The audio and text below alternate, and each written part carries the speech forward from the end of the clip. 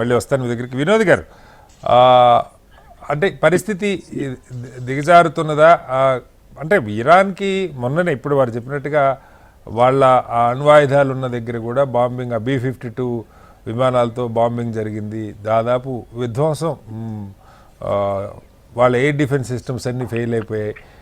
చాలా నష్టపోయింది ఇరాన్ అని అనుకున్న పరిస్థితుల నుంచి ఒక్కసారిగా అక్కడ ఇన్ఫ్లేషన్ పెరగటం, పతనం, అలాగే ఒక రాజకీయంగా తిరుగుబాటు, దానికి మళ్ళీ వాళ్ళకి అనుకూలంగా పెద్ద తిరుగుబాటు. నిన్న వాళ్ళ ఖొమైనీకి అనుకూలంగా ఏకంగా దేశ అధ్యక్షుడే ఆయన కూడా రోడ్ల మీదకి వచ్చి ర్యాలీలు చేస్తున్న పరిస్థితి ఒక రకంగా భయంకరంగా హింస చెలరేగే అవకాశం ఉందని ఒకవైపు వార్తలు ఉంటే, రెండో వైపు ఇదే సమయంలో ఇరాన్ మీద అమెరికా దాడి ప్రారంభించవచ్చు ఏ క్షణమైన అన్న వార్తలు కూడా వినపడతా ఉన్నాయి. ఏంటి, ఎలా అర్థం చేసుకోవాలి? ముందుగా మీకు తోటి ప్యానలిస్ట్ కు మన ప్రేక్షకులకు నమస్కారం. ఇక మనం ఎలా అర్థం చేసుకోవాలంటే, ఇప్పుడు అంతర్జాతీయ వ్యవహారాలలో ట్రంప్ ఫ్యాక్టర్ అనేది, ఆయన మొన్రో 1 డాక్టర్ అయిన కాదు, ఇప్పుడు డొన్రో డాక్టర్ అయినతో వస్తున్నాను. మాగా అంటే మేక్ అమెరికా గ్రేట్ అగైన్ అంటే, మరి ఆయన ఎలక్షన్ ముందు నుంచే చెప్పిండు కాబట్టి హౌ టు మేక్ గ్రేట్ అంటే, ఇక ఒకటి, any nation will become great either economically rich, militarily very powerful. ఈ రెండు ఫ్యాక్టర్స్ తోటే country can become super power or most powerful country on earth. అయితే ఇక అంటే ఒకసారి మనం చూస్తే ఇప్పుడు ట్రంప్ ఫ్యాక్టరు కొంతవరకు ఎందుకు ఇలా చేస్తుండే అని అంటే, ట్రంప్ కూడా బోల్డ్ అని ప్రాబ్లమ్స్ ఎదురవుతున్నాయి డొమెస్టిక్ గా.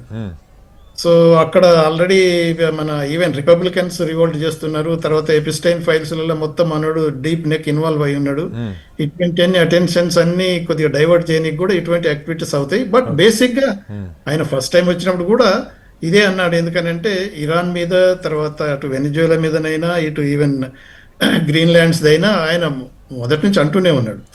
కాకపోతే ఇప్పుడు ఇక మళ్ళీ ఎలక్షన్ లేదు ఆయనకు, మళ్ళీ టైం లేదు కాబట్టి ఈ ఉన్న పీరియడ్ లోనే మొత్తం సాధించి హిస్టరీలో నిలబడిపోవాలని, ఈవెన్ నౌ లివింగ్ ప్రెసిడెంట్ ఏదైనా ఇన్స్టిట్యూషన్ ఆర్ బంగ్లాల మీద, కట్టడాల మీద తన పేరు పెట్టుకోవటం అనేది ట్రంప్ మొదలు పెట్టింది. మనం చూసాం, కెనడీ సెంటర్ తీసేసి ట్రంప్ సెంటర్కి వచ్చేసిండు.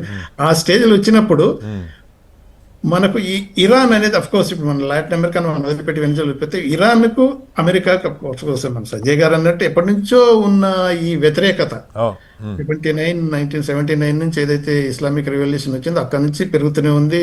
వాళ్ళను ఎంటైర్ ఎంబసీని, వాళ్ళ పర్సనల్ అందరినీ హోస్టేజ్ గా తీసుకొని అవన్నీ నడిచినాయి. బట్ బేసిక్ గా ఏంటంటే, ఈ అమెరికన్ సిస్టంలో ఒకటి పెట్రో డాలర్ స్ట్రాంగ్ ఉన్నంత వరకు వాళ్ళు ఎవరిని ఏమనరు. ఎందుకనంటే ఇప్పుడు డాలర్ డీడాలరైజేషన్ ప్రాసెస్ స్టార్ట్ అవుతుంది కాబట్టి ఆల్మోస్ట్ మనం ఈ రోజు చూస్తే ఒకప్పుడు 100% ఫారిన్ కరెన్సీ బిజినెస్లలో డాలర్స్ ఉండే, ఇప్పుడు 54 అంటున్నారు నిన్నటి లేటెస్ట్ చూస్తుంటే. అంటే it come down so much. ఇంకా కూడా పడిపోయే పరిస్థితిలో కూడా ఉన్నది, తప్పకుండా పడిపోతుంది. ఎందుకంటే ఒకసారి చూసుకుంటే వెనక నుంచి చూస్తే పౌండ్స్ కాంచి, బ్రిటిష్ రాజ్యం కాంచి, ఇటు మళ్ళీ సెకండ్ వరల్డ్ వార్ తర్వాత ఈ డాలర్ ఏదైతే వచ్చిందో దాని పర్యావరణం పడిపోతాయి. బట్ వాళ్ళు అది అంటే దే కెనాట్ పాల్పేట్ ఆర్ సహించలేదంటే అమెరికన్స్. దానికి తగ్గట్టు ఇప్పుడు ట్రంప్ కు ఏంటంటే, ఈడు ఒక కోతి లెక్క అన్నాడు, కోతికి ఏదో అంటే తలిగినట్టు ఇక మొదలైంది. అందుకని ఇప్పుడు ఇరాన్ మీద చేసుకున్న, అంటే మనం అనుకున్నాం కదా, రష్యన్ ఆయిల్స్ ఇంపోర్ట్ చేసుకున్న వాళ్ళందరి మీద చేస్తామని 50%, బ్రెజిల్ మనకు మాక్సిమం ఎఫెక్ట్ అయ్యాం. ఈవెన్ యూరోప్ ఇంపోర్ట్ చేసుకుంటున్నది గ్యాస్, ఆయిల్, ఈవెన్ టర్కీ కంచి మొదలు పెడితే. ఈవెన్ అమెరికా ఇంపోర్ట్ చేసుకుంటుంది ఫెర్టిలైజర్స్, తర్వాత యురేనియం రష్యా నుంచి. వాటన్నిటి పక్క పెట్టి మన మీద పెట్టమని అంటే, అది ఒక విధమైన ఇక ఏమంటామని అంటే, అలీస్ లేదు, తర్వాత అపోజిషన్స్ లేదు, అందరూ నాకు ఈక్వల్, ఏది దండ పెంచి కొట్టుకోనికి అని తారీఫ్స్ మన మీద ఎక్కువ వేస్తున్నాడు. అది ఒకటి అయిపోయింది.